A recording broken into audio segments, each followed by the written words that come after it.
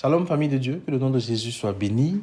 Voilà, on va poursuivre notre série sur les œuvres de la chair. Et aujourd'hui, on va parler de l'idolâtrie. Que Dieu prenne ce temps dans le creux de ses mains au nom de Jésus. L'idolâtrie, frères et sœurs, c'est cette impossibilité de se passer de quelqu'un ou de quelque chose. Et puis, il faut comprendre aussi qu'à partir du moment où tu as du mal à te débarrasser, tu as du mal à te passer de quelqu'un ou à te passer de quelque chose, tu sais que ce quelqu'un ou ce quelque chose-là est devenu ton idole. Amen. Et ce qu'il faut comprendre dans l'idole, c'est que c'est quelqu'un ou quelque chose qui prend complètement la place de Dieu dans notre cœur. Ça aussi, il faut le comprendre. C'est vrai que dans le monde, on parle abusivement de « c'est mon idole, c'est mon idole ».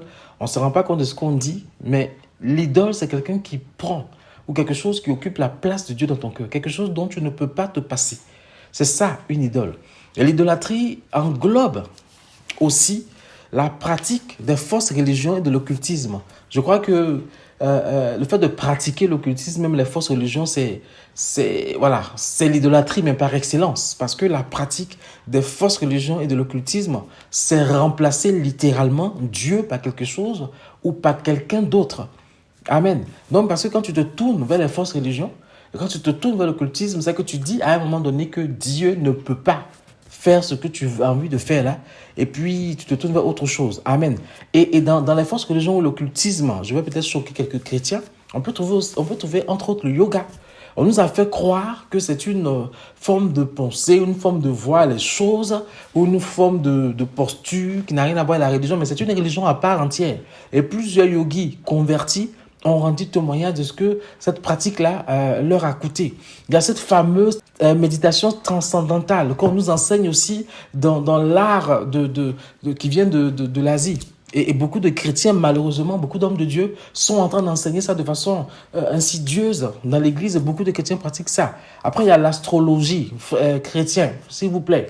Je vous exhorte à vous éloigner de ça. Dieu fera la grâce un jour. On va parler un peu de ça. Mais éloignons-nous de l'astrologie. Éloignons-nous de l'invocation des morts. Tout ça, c'est de l'idolâtrie. Éloignons-nous de la chiromancie. Tout ça, c'est de l'idolâtrie. Essayons de lire un peu Ésaïe 8, 19 chez nous. Il faut s'en éloigner parce que c'est en pratiquant ces choses-là, on met carrément Dieu au dehors, on met carrément Dieu à l'extérieur, on le remplace par quelqu'un. C'est très important. Même dans les jeux, même en voulant rire, même en voulant plaisanter, ne vous approchez pas de ces choses-là. Vous savez, beaucoup disent que Salomon a adoré d'autres dieux et autres là. Mais certaines recherches ont montré que parfois même il n'a pas vraiment adoré. Il a fait juste des gestes d'adoration pour se débarrasser un peu de ses maîtresses et femmes qui le fatiguaient. Mais ça suffit pour Dieu à dire que Salomon a adoré d'autres dieux. Ça veut dire que même en plaisantant,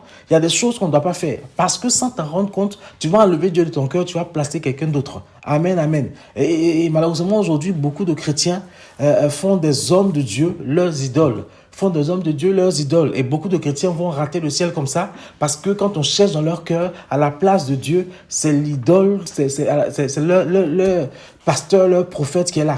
Amen. Et puis, arrêtons un peu là, de mettre les photos de nos pasteurs, de nos prêtres partout dans nos maisons. Arrêtons un peu. On a des familles, on a des amis, mettons leurs photos.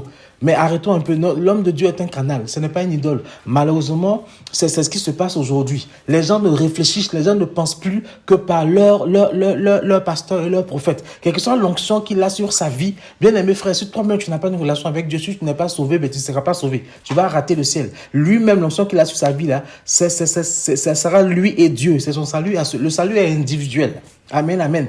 Et puis, il y a notre raisonnement, notre manière de réfléchir qui en soi-même peut devenir une idole parce qu'on va plus faire confiance à notre réflexion, notre raisonnement que de faire confiance à Dieu. Et le raisonnement devient une idole. C'est pour cela que la Bible dit que nous sommes transformés par le renouvellement de l'intelligence. Dieu doit changer notre raisonnement. Dieu doit changer notre manière de réfléchir. Dieu doit tout renouveler afin que nous n'ayons confiance qu'en lui soit le seul qui occupe le trône de notre cœur.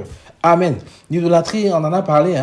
Allez voir dans les autres vidéos parce que aujourd'hui, l'Église est remplie d'idolâtres malheureusement. Que Dieu nous aide à sortir de cette pratique-là. Que Dieu nous aide à dominer cette œuvre de la chair-là. Que Dieu nous aide à fuir le péché d'idolâtrie au nom puissant de Jésus. Merci encore et on se retrouve vendredi prochain pour la prochaine œuvre de la chair. Soyez bénis.